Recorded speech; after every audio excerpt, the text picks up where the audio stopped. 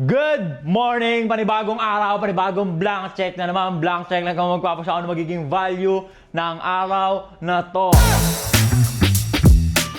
Boss muna tayo ng mga bintana para maaliwalas ba. Alright? Balik YouTube ho tayo, tapos susubukan ho natin hindi na magmura this time. Kasi nadidilaw eh. Ngayon, bakit ho tayo nawala sa YouTube ng matagal? Bakit hindi tayo nakapag-upload? Mag-iisip sana ako ng inspiring na kwento o rason na sasabihin sa inyo kung bakit hindi tayo nakapagtuloy dito sa YouTube. Pero hindi na ho para mag-isip ng kung ano-ano. Dami ho nating utang. Diba? Sa sobrang dami ho nating utang, kailangan nating rumatatat ng iba't ibang klaseng kung ano man para lang mag-survive. Diba? The fact na pinapanood nyo ako dito ngayon, ibig sabihin tumatagos tayo kahit pa paano, boy.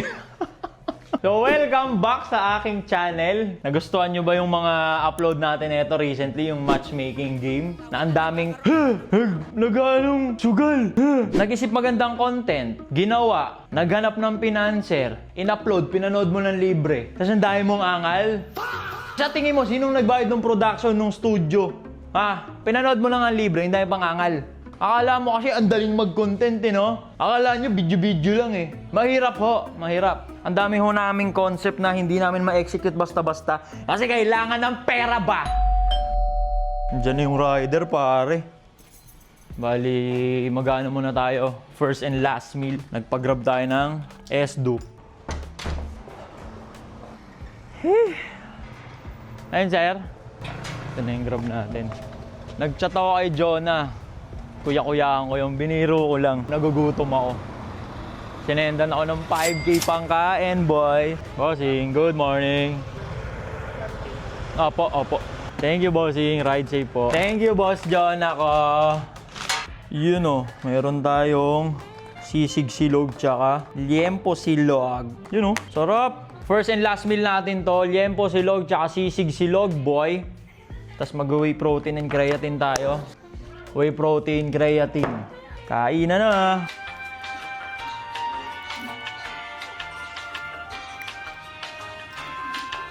Sinangag Express, kinakain ko rin to sa Bulacan eh. Depende pala sa lugar. Pero ba't iba yung lasa dito? Ba't sobrang premium ng lasa dito?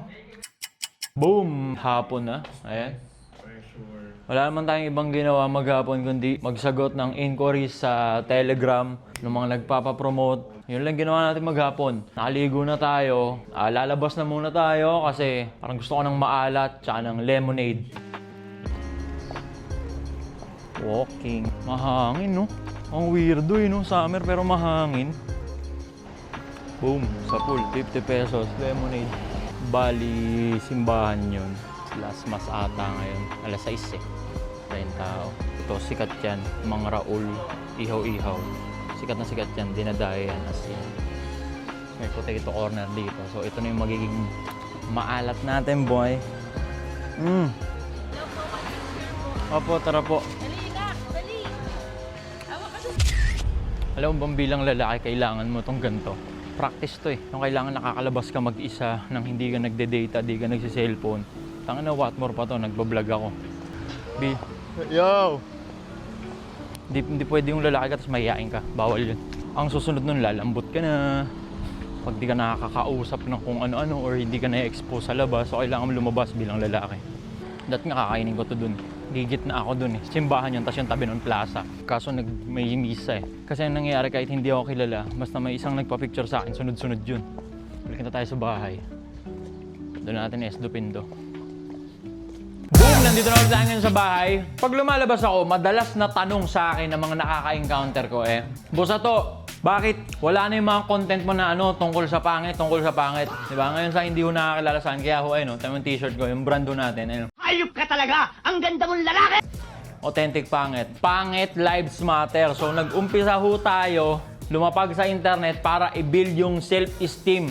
Buuin yung pagkatao ng mga kapwa ko pangit para makapag-progress sila sa society nang hindi na sila nahihiya. Kasi ganun, di ba? Pag pangit ka, nakakahiya.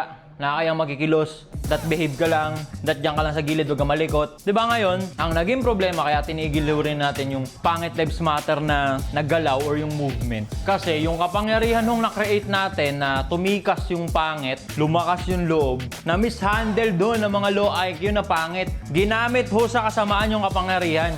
Na itong mga nagdaang taon, naging sobrang alarming ng mga cheating issue na ang involved pangit na lalaki.